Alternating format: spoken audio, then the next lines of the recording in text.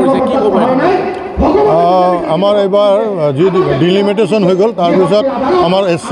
সমষ্টি এটা সংখ্যা বাঢ়িলে আৰু ডিমৰীয়াটো নতুন সংযোজন হ'ল গুৱাহাটী মহানগৰৰ অধীনত 4টা জেগাত 5টা সমষ্টি হ'ল আৰু প্ৰত্যেকটো সমষ্টিতে প্ৰত্যেকটো গাঁৱত এই SC মৰ্চাৰ সদস্যসকলে মানে মানুহৰ লগত সংযোগ স্থাপন কৰিব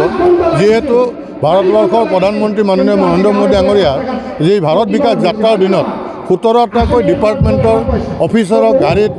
পঞ্চায়তে ঘূৰাইছে সেইখিনি সময়ত যদি নাজানে বা এই এৱাৰনেছটো নাথাকে বা গম নাপায় তে সেইখিনি যাতে গম পায় আৰু যেতিয়া পঞ্চায়তত সেই গাড়ীখন আহিব সেই 17টা ডিপাৰ্টমেণ্টৰ অফিচাৰবিলাক আহিব যাতে কাৰোবাৰ আয়ুষ কাৰ্ড নাই সেয়া কাৰোবাৰ ৰেচন কাৰ্ড নাই সেনেধৰণৰ বিভিন্ন পাবলগীয়া হিতাধিকাৰীকে যাতে পায় তাৰে এটা সজাগতা অনাৰ বাবে আৰু লগতে ভাৰতীয় জনতা পাৰ্টীৰ সাংগঠনিক স্থিতিটোৰ ওপৰত যিহেতু আগন্তুক নিৰ্বাচন আহি আছে লোকসভা নিৰ্বাচন সমাজৰ প্ৰতিটো মানে সম্প্ৰদায়ৰ মানুহ যাতে আমাৰ ভাৰতীয় জনতা পাৰ্টীৰ কাৰ্যকৰ্তাৰ লগত সম্পৰ্ক থাকে সম্পৰ্ক কৰিব পাৰে তাৰ এটা অভিপ্ৰায়েৰে এই কাম কৰিছে আৰু এই সময়খিনিত আমাৰ মাননীয় মুখ্যমন্ত্ৰী এটা নিৰ্দেশ আছে যে এওঁলোকে যি গাঁৱে গাঁৱে আহিব মানুহৰ পৰিয়ালৰ লগত সম্পৰ্ক হ'ব সেই সময়ত তেওঁলোকে এতিয়াও কিবা যদি অভাৱ অভিযোগত আছে সেই গোটেই অভাৱ অভিযোগসমূহ সংগ্ৰহ কৰি মাননীয় মুখ্যমন্ত্ৰী মহোদয়ৰ ওচৰত অৰ্পণ কৰিব সেই উদ্দেশ্যৰে আজি কাৰ্যসূচী কৰিছে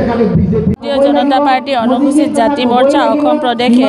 কেন্দ্ৰ আৰু ৰাজ্য নেতৃত্বৰ নিৰ্দেশ মৰ্মে এক কাৰ্যসূচী হাতত লৈছিলে যি কাৰ্যসূচীটো আমি পদযাত্ৰাৰ মাধ্যমেৰে গাঁৱে গাঁৱে ৰাইজৰ মাজত গৈ আমাৰ ভাৰতীয় জনতা পাৰ্টিৰ কেন্দ্ৰ চৰকাৰ আৰু ৰাজ্য চৰকাৰৰ যি ৰাইজক উপকৃত কৰিবৰ কাৰণে যি আঁচনিসমূহ উলিয়াইছে সেই আঁচনিসমূহ যাতে আমি গাঁৱে গাঁৱে ৰাইজৰ মাজত গৈ পদূলিয়ে পদূলিয়ে গৈ ৰাইজক ডিৰেক্টলি দি পেলাই ৰাইজক উপকৃত কৰিব পাৰোঁ এইকাৰণে আমি এটা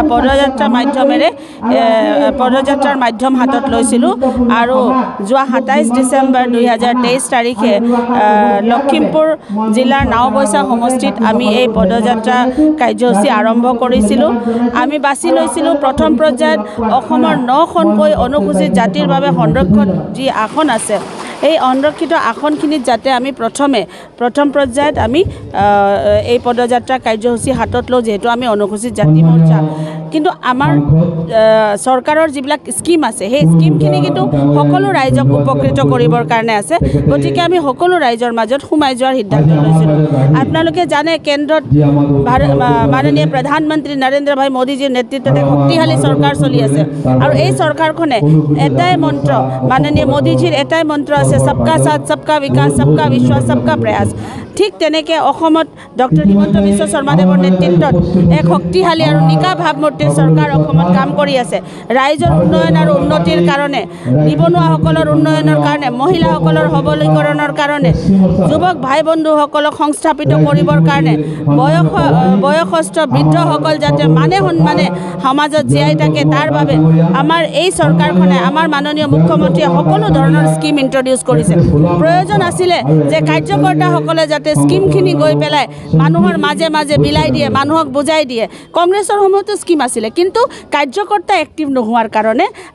তেওঁলোক ফেইলিয়াৰ হৈছে আমাৰ মাননীয় মুখ্যমন্ত্ৰী আমাৰ মাননীয় ৰাজ্যিক সভাপতি ভৱেশ কলিতা ডাঙৰীয়াৰ এটা ইচ্ছা আছিলে যে আমি ভাৰতীয় জনতা পাৰ্টিৰ কাৰ্যকৰ্তা আৰু ভাৰতীয় জনতা পাৰ্টিৰ চৰকাৰ কেন্দ্ৰ আৰু ৰাজ্যত ৰাইজৰ আশীৰ্বাদত আহিছে গতিকে আমি ৰাইজৰ মাজত যাব লাগে আৰু আমাৰ চৰকাৰৰ আঁচনিসমূহ ৰাইজ যাতে